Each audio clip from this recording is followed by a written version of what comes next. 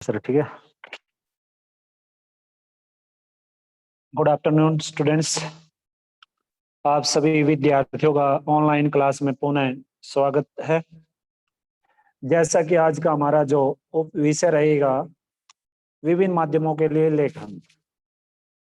विभिन्न माध्यम, सबसे पहले तो आपको ये पता होना चाहिए कि माध्यम होते क्या हैं और उनके लिए किस प्रकार का लेखन अति आवश्यक है। और इस प्रकार की सभी बातों से पहले आपको ये पता होना चाहिए कि संचार क्या है और जन संचार क्या है, क्योंकि ये सभी बातें हम इससे पहले जो अध्याय था उसमें हम जान चुके हैं। जन संचार की अगर बात करें तो जन संचार संचार का ये एक माध्यम माना गया है और इस तरह से संचार का सबसे महत्वपूर्ण और आखिरी प्रकार अगर है तो वो क्या है, वो है जन संचार, जिसको अंग्रेजी मास कम्युनिकेशन बोलते हैं, मास कम्युनिकेशन। और जब हम व्यक्तियों के समूह के साथ, कोई पूरा ग्रुप है, समूह है, उस समूह के साथ प्रत्यक्ष संवाद के बजाय, यानी कि डायरेक्टली बातचीत करने के बजाय अगर किसी तकनीकी या यांत्रिक माध्यम के जरिए से समाज के एक विशाल काय वर्ग से संवाद करने की हम कोशिश करते हैं, बातचीत करने की हम कोशिश करते हैं, तो इसे ही जनसंचार कहते हैं। एक साधारण सी बात है कि जनसंचार है क्या। जनसंचार जब हम व्यक्तियों का एक समूह होता है और उस व्यक्तियों के समूह के साथ हम डायरेक्टली बात न कर इनडायरेक्टली बात करेंगे। इनडायरेक्टली यानी कि किसी न किसी चैनल का प्रयोग करेंगे, तो उसको हम क्या कहते हैं, उस चैनल के माध्यम से जो हम उस एक व्यक्तियों के समूह के साथ या एक विशाल का इस वर्ग के साथ जो बातचीत करेंगे, तो वो बातचीत ही हमारी क्या होती है, उसी बातचीत को हम जनसंचार कहते हैं। यानी कि जो माध्यम हमने तकनीकी या यांत्रिक जो माध्यम हम लोगों ने उस विशाल काय वर्ग के साथ बातचीत करने के लिए प्रयोग किया है, उसी माध्यम को हम क्या कहते हैं, जनसंचार। उदाहरण के लिए मैंने आपको पहले ही बताया है कि जैसे नरेंद्र मोदी जी परीक्षाओं के दिनों में सभी से बातचीत करते, या एक बात आती है रेडियो पे, मन की बात मोदी के साथ, तो इस प्रकार से मोदी जी वहां बैठे बैठे पूरे देश को संबोधित करते हैं। दिल्ली में बैठे बैठे, एक जगह बैठे बैठे पूरे देश को संबोधित करते हैं। तो वो जो संबोधन करना है मोदी जी का, जिस माध्यम से, जिस यांत्रिक या तकनीकी माध्यम से, वो माध्यम ही जनसंचार कहलाता है। और इस प्रकार से इसमें एक संदेश को यांत्रिक माध्यम के जरिए बहुत सारे लोगों तक पहुंचाया जाता है। एक संदेश होता है और वो एक संदेश क्या होता है, उस यांत्रिक या तकनीकी माध्यम के जरिए से बहुत सारे लोगों तक पहुंचाया जाता है, यानी कि बहुगुणित हो जाता है, बहुगुणित किया जाता है उसे, ताकि उससे अधिक लोग परिचित हो, उस संदेश से अधिक लोगों को जानकारी प्राप्त हो। और इसके लिए हमें किसी उपकरण या माध्यम की मदद लेनी होती है, क्योंकि ये जो माध्यम होते हैं, अखबार, रेडियो, टीवी, सिनेमा, इंटरनेट, अखबार में प्रकाशित होने वाली समाचार वही होते हैं, लेकिन प्रेस के जरिए उनकी हजारों लाखों प्रतियां प्रकाशित करके विशाल पाठक वर्ग तक पहुंचाई जाती है। ये इस प्रकार की जो प्रक्रिया होती है, रेडियो के माध्यम से, अखबार के माध्यम से, टीवी के माध्यम से, सिनेमा घरों के माध्यम से, इंटरनेट के माध्यम से, ये जब हम इन माध्यमों को अपनाते हैं और इन माध्यमों को अपनाकर जब हम कोई भी संदेश बहुत सारे लोगों तक पहुंचाते हैं, तो इसी माध्यम को जनसंचार कहा जाता है, मास कम्युनिकेशन बोलते हैं। मैंने पहले भी आपको एक प्रोसेसिंग बताई, एक प्रक्रिया समझाई है कि पहले सेंडर यानी कि जो भेजने वाला है, सेंडर के बाद वो अपने माइंड में थॉट या आइडियाज लेके आएगा, यानी कि विचार उत्पन्न करेगा। उसके बाद वो एक चैनल का प्रयोग करेगा अपने विचारों को प्रकट करने के लिए, यानी कि चैनल। चैनल क्या होते हैं? चैनल में रेडियो, टेलीविजन, अखबार, कोई भी जनसभा है, इंटरनेट है, सिनेमा है, ब्लैक बोर्ड है, पुस्तक है, कुछ भी। तो इस प्रकार से वो क्या करेगा, ये अपने विचारों को जब वो दूसरों तक पहुंचाने की कोशिश करता तो एक माध्यम का सहारा लेता है। और उस माध्यम में ये जो माध्यम है, दृश्य श्रव्य माध्यम भी हो सकते हैं और खाली श्रव्य माध्यम भी हो सकते हैं। हम इंस्टाग्राम के माध्यम से, व्हाट्सएप के माध्यम से, फेसबुक के माध्यम से, तरह तरह की जो माध्यम है, इनके माध्यम से हम एक दूसरे के विचारों से अवगत होते हैं। तो आज ये जो माध्यम है, विभिन्न माध्यम जो मैंने आपको बताए हैं, अखबार, रेडियो, टीवी, सिनेमा, इंटरनेट, इस प्रकार के ये जो अलग अलग माध्यम हैं, इन अलग अलग माध्यमों का प्रस्तुतिकरण के लिए कैसे लेखन का प्रयोग होता है। रेडियो के लिए अलग से, टेलीविजन के लिए अलग लिखने की एक कला होती है, क्योंकि ये दोनों के दोनों माध्यम अलग अलग होते हैं, इसलिए उनकी जरूरतें भी अलग अलग पड़ती हैं। इसीलिए अखबार और पत्र पत्रिकाओं में लिखने की अलग शैली होती है, रेडियो टेलीविजन के लिए लिखने की जो लिए अलग शैली होती है। तो ये जो सभी बातें हैं कि वही ये जो प्रिंट मीडिया है, ये कब आया, सबसे पहले किस देश ने इसकी खोज की, टेलीविजन का आविष्कार कब हुआ, किसने इसका खोज की, और भारत में टेलीविजन की शुरुआत कब हुई, रेडियो की शुरुआत किसने की, जे मार्कोनी ने की, भारत में कब रेडियो का प्रचलन शुरू हुआ। ये इस प्रकार की जो बातें हैं और इनसे संबंधित जो इन माध्यमों से संबंधित जो लेखन प्रक्रिया है, उस लेखन प्रक्रिया के बारे में आज हम इस उप विषय के माध्यम से भली भांति पूर्वक परिचित होंगे। तो रघुवीर साहे जी क्या कहते हैं?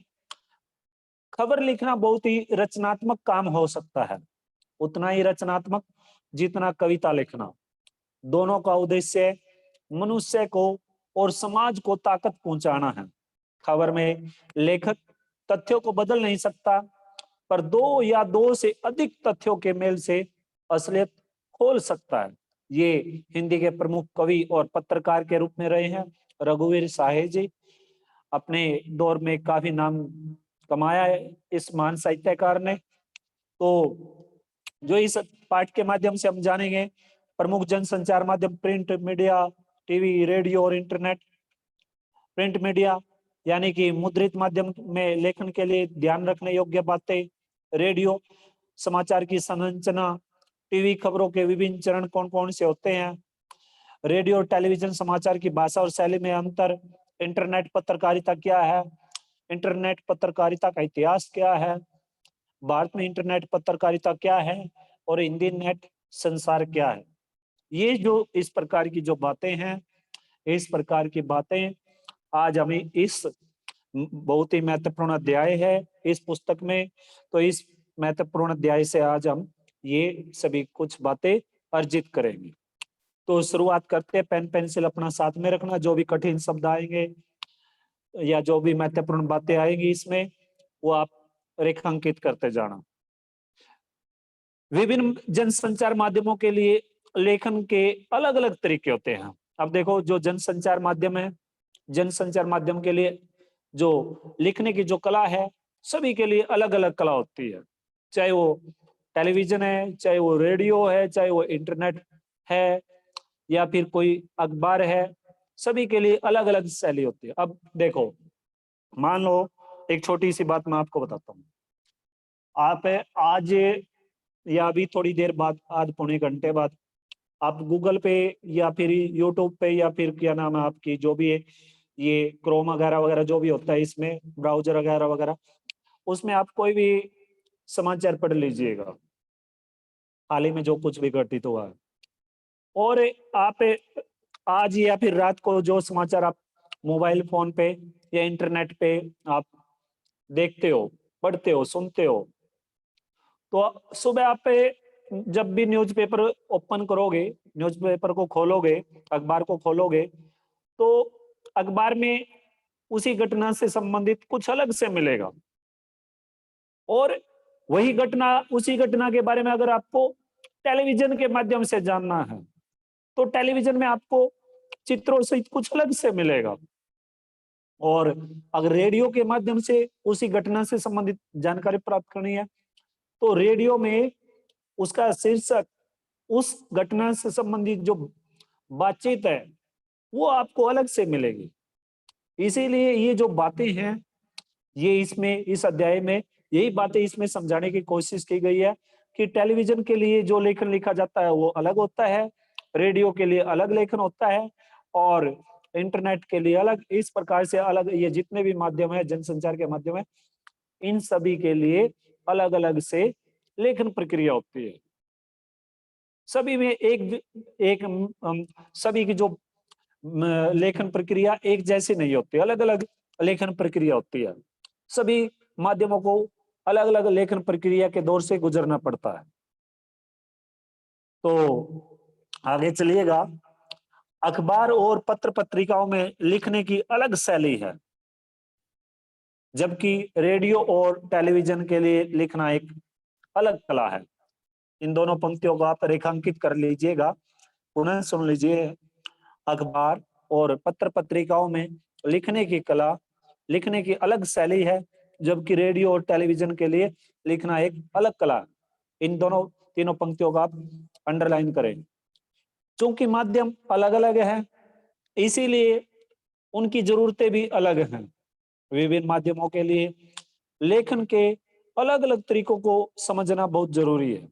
इन माध्यमों के लेखन के लिए बोलने, लिखने के अतिरिक्त पाठकों, श्रोताओं और दर्शकों की जरूरतों को भी ध्यान में रखना पड़ता है।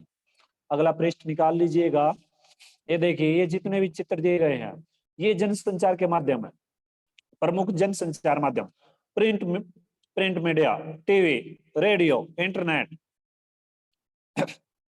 अब प्रिंट मीडिया में जो कुछ छप गया है, उसे तो आप कभी भी देख सकते हो, यानी कि जो छप चुका है, उस छपने की वाली जो इसमें अखबार में, पत्र पत्रिका में जो कुछ भी छप चुका है, उसे आप धीरे धीरे भी पढ़ सकते हो, उसे आप तेजी से पढ़ सकते हो, उसे आप 2 या 3 पंक्तियों को पढ़ के या एक घटना को पढ़कर उसे दूसरी घटना को, अगर आपको उस समय आपके पास समय नहीं है तो उचित मात्रा में, तो आप थोड़ी देर बाद पढ़ सकते हो, कल भी पढ़ सकते हो, 2 महीने बाद भी पढ़ सकते हो, 2 साल बाद भी पढ़ सकते हो, 2 शताब्दी बाद भी पढ़ सकते हो, क्योंकि आपको वो जो का त्यों मिलेगा उसमें जो छप चुका है।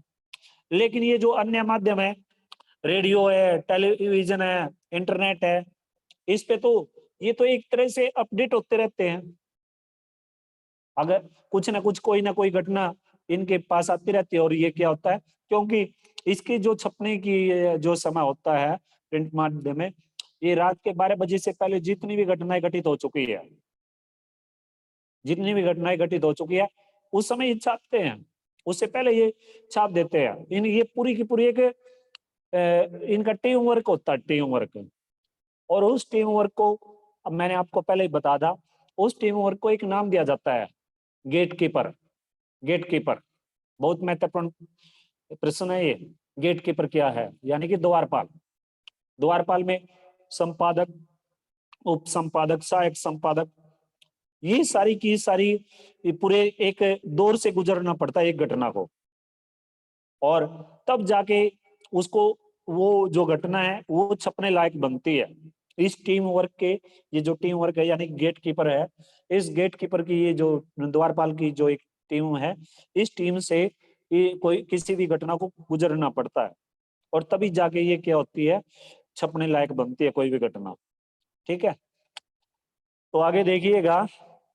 अब देखो, एक छोटी सी बात है, मान लो सुबह जैसे वो भारत ने इस पे सर्जिकल स्ट्राइक की थी पाकिस्तान पे, अब वो करीबन 3:30 या 4 बजे की थी, और इस प्रकार की जो घटना है, इस प्रकार की घटना अब अखबार में तो ऐसी बातें आ नहीं सकती थी उसी दिन, क्योंकि उस समय तो क्या था, उस समय तो क्योंकि ये पहले घटित हो चुका था, लेकिन टेलीविजन पे, रेडियो पे, मोबाइल पे, यानी कि इंटरनेट पे ये सभी बातें, ये इस घटना से संबंधित जो भी था वो आपको दिखाया गया है, उसके विषय में आपको बताया गया। लेकिन अखबार में उस दिन की ये घटना नहीं छप पाई। तो ये जो इस प्रकार की ऐसी घटनाएं होती हैं, ऐसी घटनाओं को हम टेलीविजन पे, रेडियो पे, या फिर ये आपका जो इंटरनेट है, इन सभी पे तो हम देख सकते हैं, सुन सकते हैं, पढ़ सकते हैं।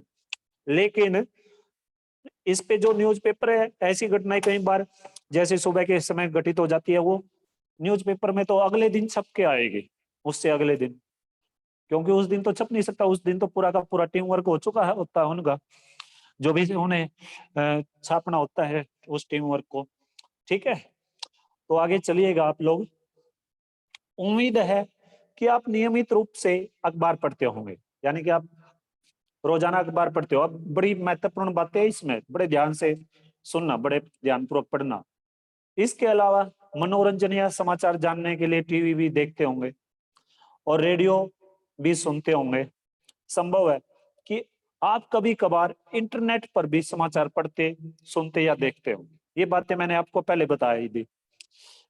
क्या आपने कभी गौर किया है, गौर करना होता है ध्यान देना, एक तरह से मुहावरे का प्रयोग हो गया, कि जनसंचार के इन सभी प्रमुख माध्यमों में समाचारों के लेखन और प्रस्तुति में क्या अंतर है। इस पंक्ति को अंडरलाइन कर लेना भाई, रेखांकित कीजिए। जनसंचार के इन सभी प्रमुख माध्यमों में समाचारों के लेखन और प्रस्तुति में क्या अंतर है। कभी ध्यान से किसी शाम या रात को टीवी और रेडियो पर सिर्फ समाचार सुनिए, और मौका मिले तो इंटरनेट पर जाकर उन्हीं समाचारों को फिर से पढ़िए। अगले दिन सुबह अखबार ध्यान से पढ़िए। अब बताइए कि इन सभी माध्यमों में पढ़े, सुने या देखे गए समाचारों की लेखन शैली और भाषा और प्रस्तुति में आपको क्या फर्क नजर आया। उनमें कोई विशेष अंतर है भी या नहीं। निश्चय ही इन सभी माध्यमों में समाचार की लेखन शैली, भाषा और प्रस्तुति में आपको कई अंतर देखने को मिले होंगे। सबसे सहज और आसानी से नजर आने वाला अंतर तो यही दिखाई देता है कि जहां अखबार पढ़ने के लिए है, वहीं रेडियो सुनने के लिए होती है। ये तो साधारण सी बात है। और टीवी देखने के लिए ज्यादा महत्वपूर्ण होता है। इंटरनेट पर पढ़ने, सुनने और देखने तीनों की सुविधा है। अब आप शेयर चैट है, इंस्टाग्राम है, व्हाट्सएप है, फेसबुक है, उस पे आप देख भी सकते हो, फेसबुक पे पढ़ भी सकते हो, उस पे आप सुन भी सकते हो। सभी प्रकार की सुविधाएं हैं। ठीक है, जाहिर है कि अखबार छपे हुए शब्दों का माध्यम है। अखबार क्या है, छपे हुए शब्दों का माध्यम है, जबकि रेडियो बोले हुए शब्दों का। इस पंक्ति को रेखांकित कीजिएगा आप लोग, बहुत ही महत्वपूर्ण पंक्ति है ये, दोबारा पुनः देख लीजिएगा। अखबार अखबार छपे हुए शब्दों का माध्यम है, जबकि रेडियो बोले हुए शब्दों का। अब एक कहावत भी है प्रिंट मीडिया से संबंधित, कि जो एक चित्र होता है, एक चित्र 1000 शब्दों के बराबर होता है। अब आप देखते हो कई बार हमारे बुजुर्ग है, और वो जो न्यूज़पेपर वाला, वो न्यूज़पेपर फेंक के चला जाता है और बुजुर्गों के हाथ लग जाता है। तो वो देखेंगे, वो क्या करेंगे, वो सब उन्हें पता नहीं होता है कि न्यूज़पेपर ये इस पे ये कैसे है, उल्टा है, सीधा है, दाएं है, बाएं है, कैसा है, कैसा नहीं। लेकिन जैसे उनकी नजर, जो अशिक्षित व्यक्ति है, अशिक्षित बुजुर्ग हमारे मान सम्मान के योग्य, उन्हें वो क्या करेंगे, वो चित्र देखेंगे, चित्र चलचित्र हैं उस पे, उन चित्रों को देख के वो कई बार समझ जाते हैं कि इसमें समझाया क्या गया, इसमें बताया क्या गया है, क्या कहना चाहते हैं। अब कई बार आप देखोगे दीवारों पे आजकल ये जोरों शोरों से चलता है, जनवरी फरवरी माह में एडमिशन से संबंधित, वहां पे लिखा हुआ आता है, चित्र छाप देते हैं किसी भी स्कूल का, संस्था का। ठीक है, तो फिर उसी से अंदाजा लगा लेते हैं हम कि इसके माध्यम से ये बताना क्या चाहते हैं। अब जैसे पहले मुख्य फिल्में थी, मुख्य फिल्में यानी कि उसमें खाली क्या था, चित्र चित्र दिखाए जाते थे और उसमें संवाद नहीं होते थे। लेकिन उन चित्रों को देख के ही हमें अंदाजा लगाना पड़ता था, हमें से मतलब है उस दौर के व्यक्तियों को अंदाजा लगाना पड़ता था। ये मत सोचिए कि कभी हम लोगों ने, क्योंकि हमें तो पता ही नहीं ना ऐसी फिल्में देखी हम लोगों ने।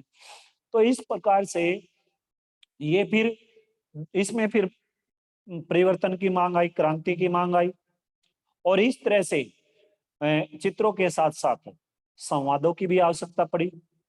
और इस तरह से जो भारतेंदु ने किसान कन्या नामक जो फिल्म बनाई, और एक भारतेंदु के उसके किसान कन्या फिल्म बनी 1937 में, 1937 में रंगीन फिल्म बनी थी किसान कन्या, रंगीन फिल्म पहली फिल्म बनी थी भारत में किसान कन्या 1937 में।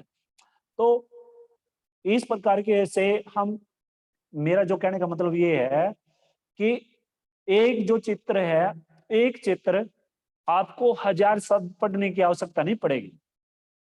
आप 1000 शब्दों को एक तरफ रख दीजिए और एक चित्र को एक तरफ, उस एक चित्र के माध्यम से आप बहुत कुछ समझ जाते हो, 1000 शब्दों से भी ज्यादा समझ जाते हो।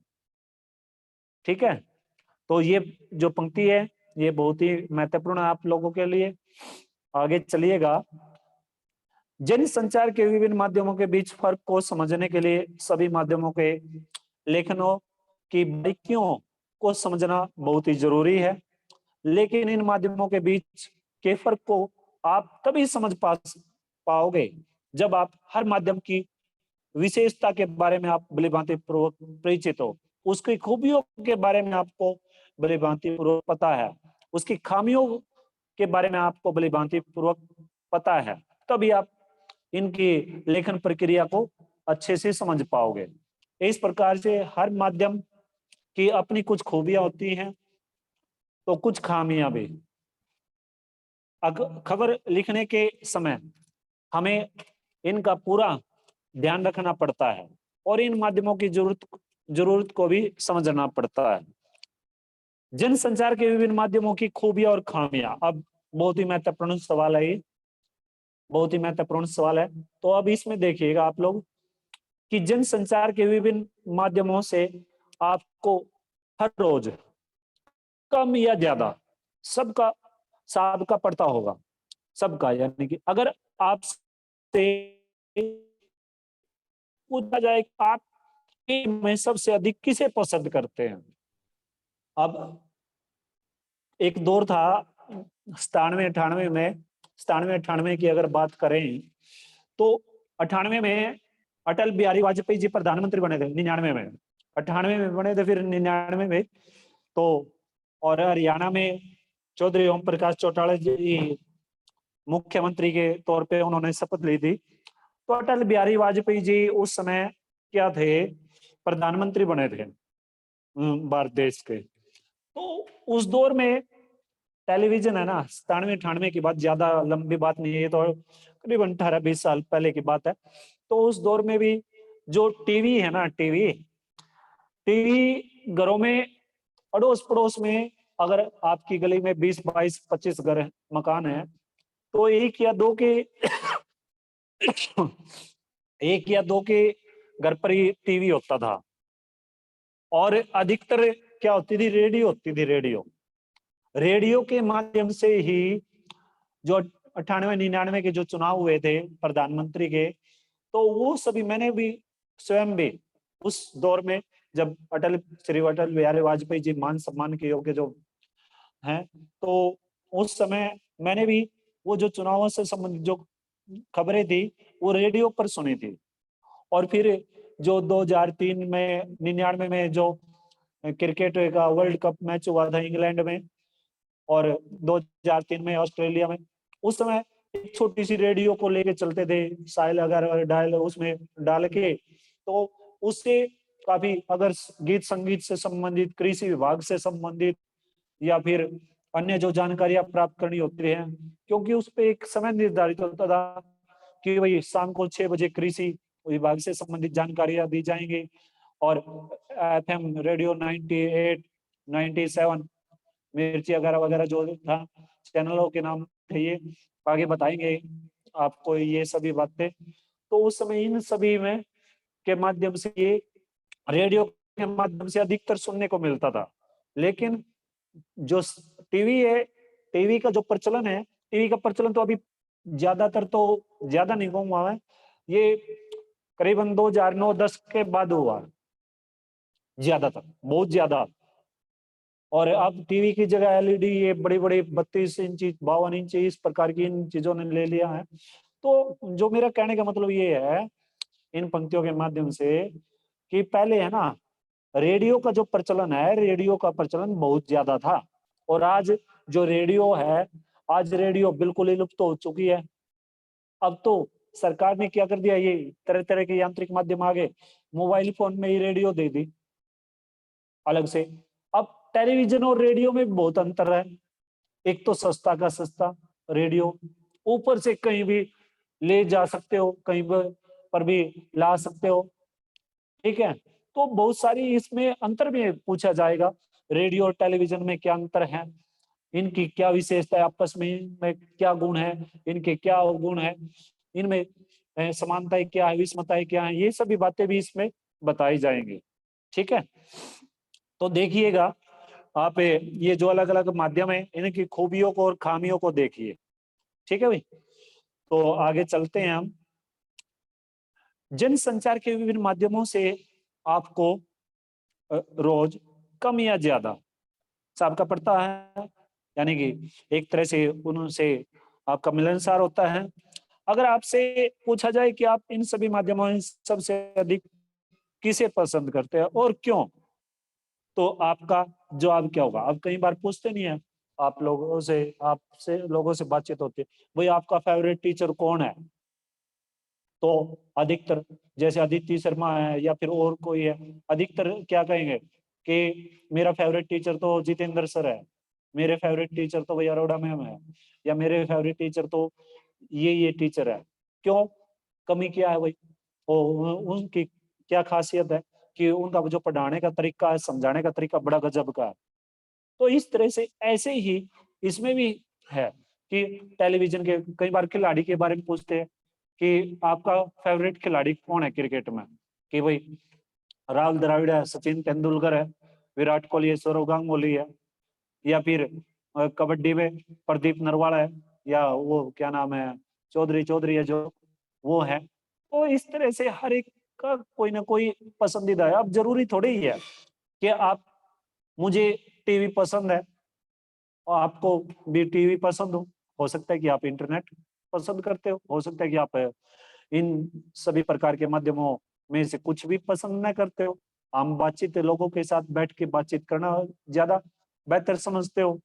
तो अब ये ज्यादातर जो ये आज ये मेरी सोच है कि ये जो अब ये जितने माध्यम आ चुके हैं, वैसे तो जो ये माध्यमों का आविष्कार हुआ है ये सुविधाओं के लिए था, लेकिन आजकल इनको गलत तरीके से प्रयोग करना शुरू कर दिया लोगों ने। चाहे वो मोबाइल फोन है, चाहे फिर वो टीवी है, चाहे रेडियो है, कुछ भी है, गलत तरीके से नेगेटिव सोच के साथ नकारात्मक सोच पैदा कर लिया लोगों ने अपने अंदर। इसका सदुपयोग न करके इसका दुरुपयोग करना शुरू कर दिया इन सभी माध्यमों का। तो इन सभी माध्यमों का इस प्रकार से हम दुरुपयोग न करके सदुपयोग करें, क्योंकि बहुत कुछ जानकारियां प्राप्त होती है हमें। तो आगे चलिए, ये सामान्य बातें हैं, नैतिक बातें, नैतिक बातों को छोड़कर आगे बढ़िए आप, आगे चलिएगा आप। तो इस सवाल का कोई एक निश्चित जवाब नहीं होता। संभव है आपको टीवी ज्यादा पसंद हो और आपके दोस्तों को रेडियो, ये बातें मैंने आपको बताई दी है। हो सकता है कि अब जरूरी थोड़ी है अब अदिति शर्मा को जितेंद्र सर, अदिति शर्मा के फेवरेट जितेंद्र सर है ये, और क्या नाम है सोनल के मान लो अरोड़ा मैम है, या फिर कोई अन्य है। ये जरूरी थोड़ी है कि सभी के जितेंद्र सर ही फेवरेट हो, ठीक है ना। तो इस प्रकार की जो बातें हैं इसमें भी देखने को मिलती है माध्यमों में। आपका दोस्त रेडियो अपने पढ़ने के कमरे में फुर्सत से या कुछ और काम करते हुए सुनता हो। इसी तरह आपके किसी और साथी को पढ़ना बहुत पसंद हो। और अगला पृष्ठ निकाल लीजिएगा आप। ठीक है भाई, बाकी कल करेंगे, यहाँ तक निशान लगा लीजिएगा आप बस, क्योंकि इसमें से अगर आपको कुछ समय आपका समाप्ति की ओर है, इसमें से अगर आपको कुछ पूछना है किसी विद्यार्थी को, अगर कुछ पूछना है तो आप पूछ सकते हो। ठीक है भाई, पूछिएगा भाई, इसमें से अगर आपको किसी विद्यार्थी को कुछ पूछना है तो आप पूछ ले भाई। हाँ भाई, अदिति, लिवेश, वंश शर्मा, पूछना भाई। अदिति, बोलिए बेटा, जल्दी बोलो भाई, जल्दी, ऐसे देखो। लिवेश, पूछना भाई। लिवेश, वंश शर्मा, चलिए आप बताओ भी, फिर एक मुझे पूछना है, थोड़ी सी फीडबैक ले ले। बताइए आप कि इसमें जो है क्या नाम है, जनसंचार क्या होता है, जनसंचार के बारे में बताओ आदित्य शर्मा, जनसंचार क्या होता है। आदित्य, अगर आप मेरी आवाज सुन पा रहे हो। नहीं, चलिए ठीक है, आप सभी का दिन मंगलमय रहे, धन्यवाद। बाकी कल करेंगे, यहाँ तक आप इसको क्या नाम है, इसमें से 3-4 प्रश्न उत्तर बन जाएंगे आपके, एक तरह से सब्जेक्टिव, यानी कि इस तरह से आप ये फाइंड आउट करके करना है आपको, 4-5 प्रश्न उत्तरों को देख लीजिएगा आप। ठीक है, तो आप सभी का बहुत बहुत धन्यवाद।